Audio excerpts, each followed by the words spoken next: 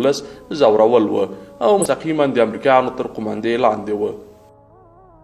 موږ هم دا چې د دوی له وحشتونو څخه ښه پرده پورته کړي اوسي بیا هم د لوګر هغې سیمې ته ولاړو چې دوی پکې داسې وحشتونه کړي وه چې په لیدو انسان په خپل شتون شرمېده چې اشرف المخلوقات او دومره ظلم. دا د لوګر مربوط کمال خیلو سیمه ده چیرته چې هر کور کې اربکیانو داسې وحشتونه کړي چې تاریخ به یې تل یاد ساتي. د چا یې پلار ور شهید کړی، د چا یې زوی د واده پر شپه ور شهید کړی، د چا یې ټوله مینه ور میرات کړې. د کلي د خلکو په وینا د منطقه کې د اربکیانو قومندان چې سبزلي نومېده دومره ظالم او وحشي و چې خپل عسکرو ته یې امر کړی و د چا په نوم کې چې لامیم راځي په قرار یې مه پرېږدئ. ومو غوښتل چې له هغو کسانو پوښتنه وکړو چې اربکیانو ورسره ظلم کړی. نیمایي ډېر خلک را حاضر شول او غوښتل یې چې ټولې هغه ناویلي ووایي چې په دې 20 کلونو کې ورسره شوي.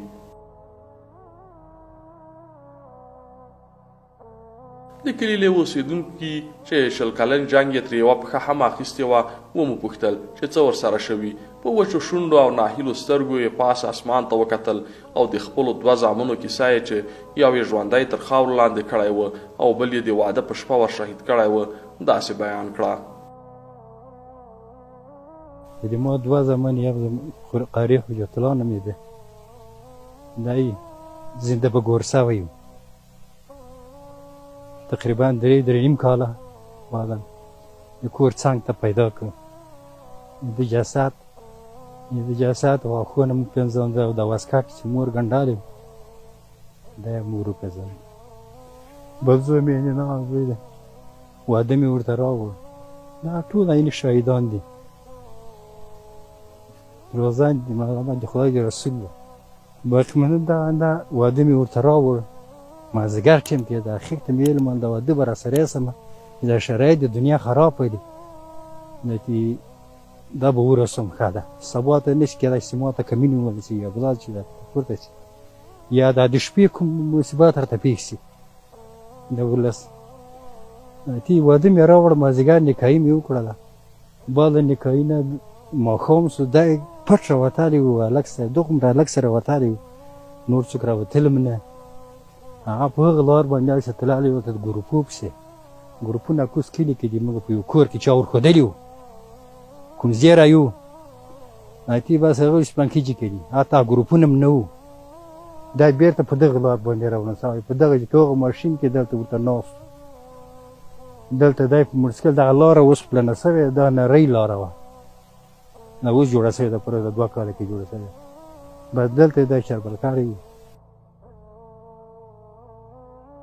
د دې کس له خبر اورېدو وروسته مو د کلي له ملا امامه د هغه د پلار د شهادت چې همدې سبزلي په شهادت رسولی واورېده ده نو بیا له ځان سره سم ولاړ کسان ټول سخت وژړول په داسې حال چې په توره ږیره یې اوښکې روانې وې او د پلار د شهادت او ورسره د هغو ظلمونو چې ورسره شوي وه بیانوله. دومره ظلمونه اوس چې څوک به داسې معمولي تنه و چې میم به یې په نوم کې و هغه به یې خفه کړل هغه به یې مړی ژوندی وکړل حتی داسې د موږ کلیوالو چې ژوندي په خاورو کې ښخ کړل او ژوندي یې له دنیا نه بس شهیدان کړل. بالاخره ظلمونه ورځ په ورځ زیاتېدل د موږ یو د ماما زوی و قاري عبدالفتاح په نامه باندې دا د کمال خیلو د کلي د مکتب د اناسو معلم و هغه بیچاره حافظ د قرآن هم و ملکي سړی و زښت ته ډېر اخطارونه یې ورکول بالاخره وهل و ټوکل خو بالاخره یو ورځ له ورځ نه دوی ورغلل له مکتب نه یې راوویسته یو وړکۍ لور یې هم ورسره وه هغه لور یې بس چې کله دا له مکتبه راوتل هغه لور ته یې ویل تېر شي تاسې ځه نو یو 15 قدمه لرې خواته هغه لور یې وښکتللې وه بیا دغه قاري صاحب شهید کړی خو بالاخره په دا سر یې ویستلی مازغه یې وښکتو یې کړی نو تر ماسپښینه پورې څوک نه و پرې خبر حتی هېڅوک یې هم نه ورپرېښودل چې هغه ته ورغلی وی د هغه جنازه یې راخیستې وه د دې د ظلمونو په سلسله کې د ما پلار یې هم په شهادت ورسو د جامع جماعت خطیب و عالم و نو اخطارونه یې راکوله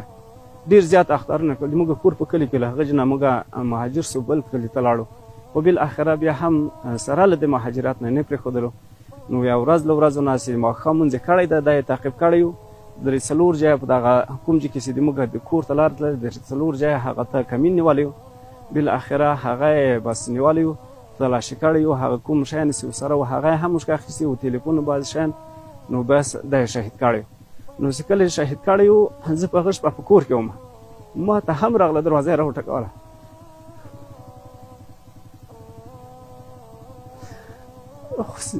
زه مې هغه مور پرې نه ښم چې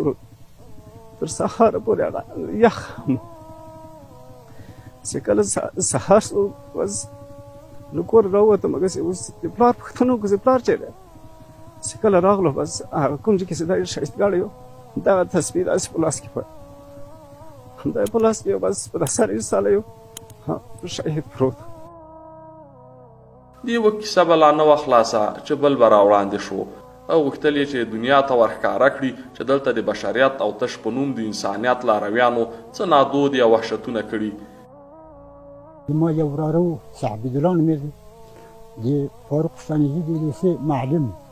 د شخصي مکتب معلم دی له مکتبه راغی کور ته ننوت دروازه یې وټکوله مور یې ورته راووتله یخوا له دې خوا د غنمو له پټیه نه غنم زیړ و محلي پولیس ورته راجګ سو چې خپله سبزلي پکې و دی مخامخ د دروازې سره بیالې کې ورته ناست و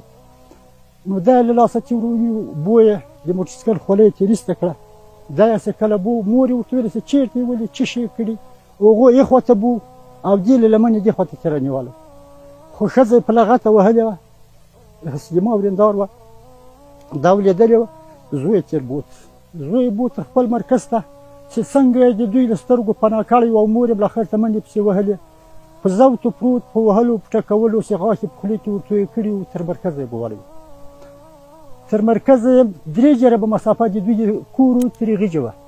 او خپله زه په دغه وخت کې د همدوی د وحشت په خاطر ما کډه کړې وه کابل ته نو کابل ته مې کډه کړې وه دغه ورور مې زنګ راته ووهه چې دا زوی مې بوته ما ورته رسېکلي سپین ږیري زر وروله که شپه پې تېره کړه سړی له کاره باسي په وهلو په ځبلو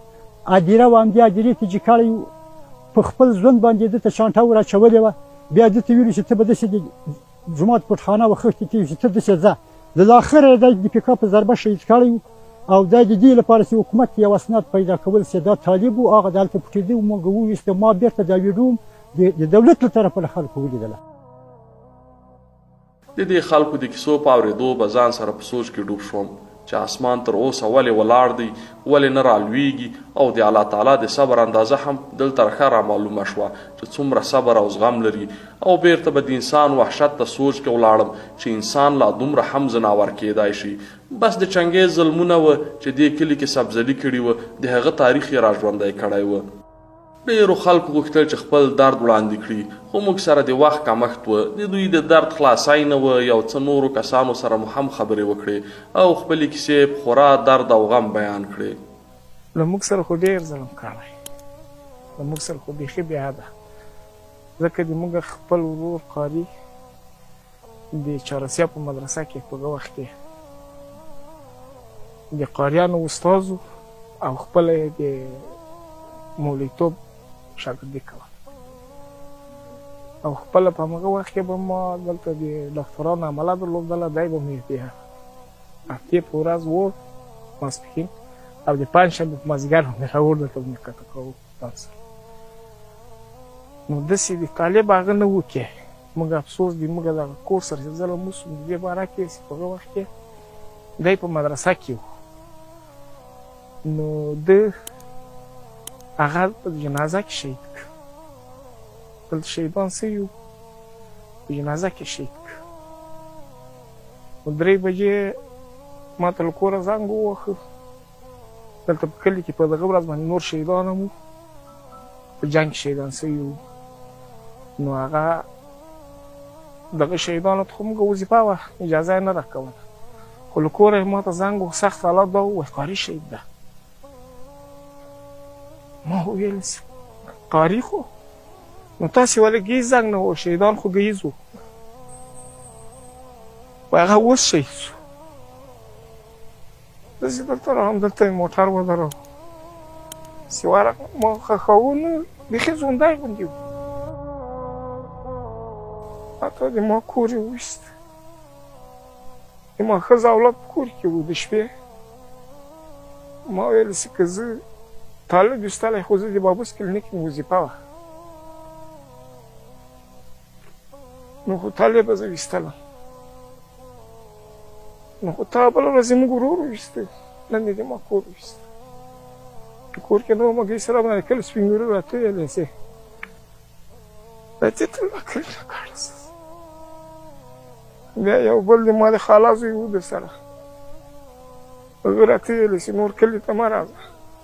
چې موږ ته ویلې چې پټرول ورشینده د ما مخې ته چې راغی ګوګل وخېد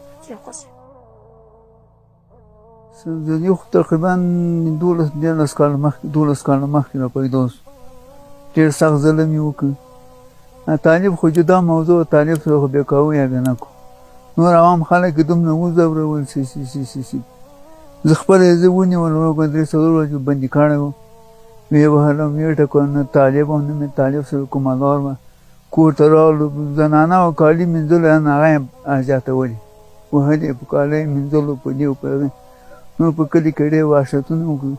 خپل خوری یې معلم و استاد و ورونه ګله بس مړی سوی په جنازه کې راونیو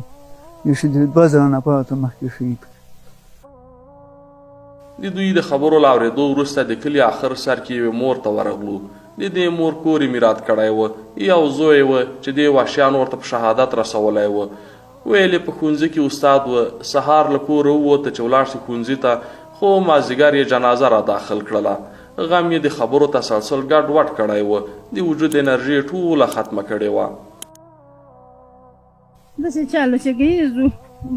چای چې وچېکه لاړ مکتب ته ته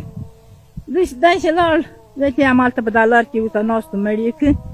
دلته په ما په کور باندې راننوتل ویل یې وایي تا څه کړل طالبان دې څه کړل ما ته طالبان خو نه څه سلاوې دې څه کړې من سلا لرم نه مالې دا د تلاشي کوي دا د سوځني نفر وربکن ما د تلاشي کوي